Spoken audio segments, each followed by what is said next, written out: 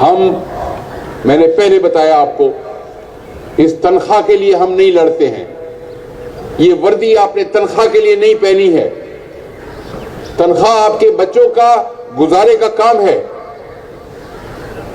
وردی آپ نے پہنی ہے اس عظیم حلف کے لیے جو آپ نے اپنی پاسنگ آؤٹ کے وقت اٹھایا تھا، اور جس میں آپ نے یہ قسم اٹھائی تھی کہ ہم اس ملک کے، اس صوبے کے تمام لوگوں کی حفاظت اپنی جان سے بڑھ کے کریں گے، اور اس میں اگر اپنی جان کی قربانی ہی کیوں نہ دینی پڑے. الفاظ یہی تھے. ہم محکمہ جنگلات، زراعت، صحت، تعلیم کے ملازم نہیں ہیں.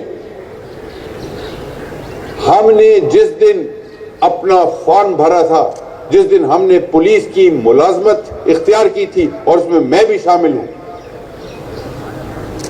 میں نے جس دن اپنا امتحان کا پرچہ بھرا تھا اور میں نے اس میں لکھا تھا کہ میں پولیس میں آنا چاہتا ہوں، اس دن میں قربانی کے لیے تیار تھا.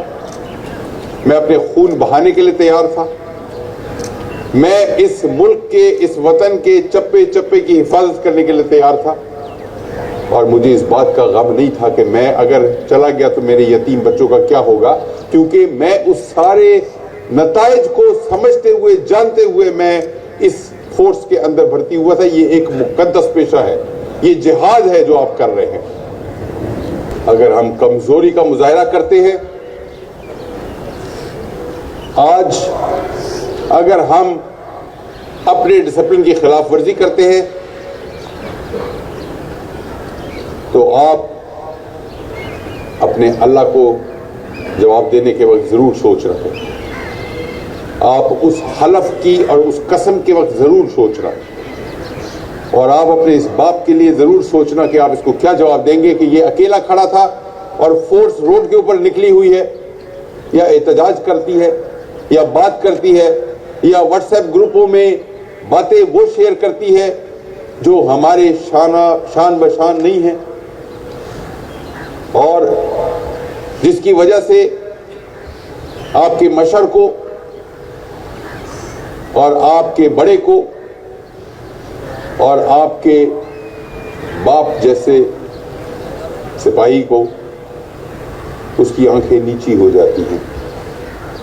10 لوگوں کو مجھے بتانا پڑتا ہے کہ نہیں، غصہ ہے، چھوڑ دیں. آپ اپنے سپہ سالار کی آنکھیں نیچی کرنا چاہتے ہیں؟ آپ شرمندہ کرنا چاہتے ہیں؟ یہ پیغام فورس کو پوری کو جانا چاہیے.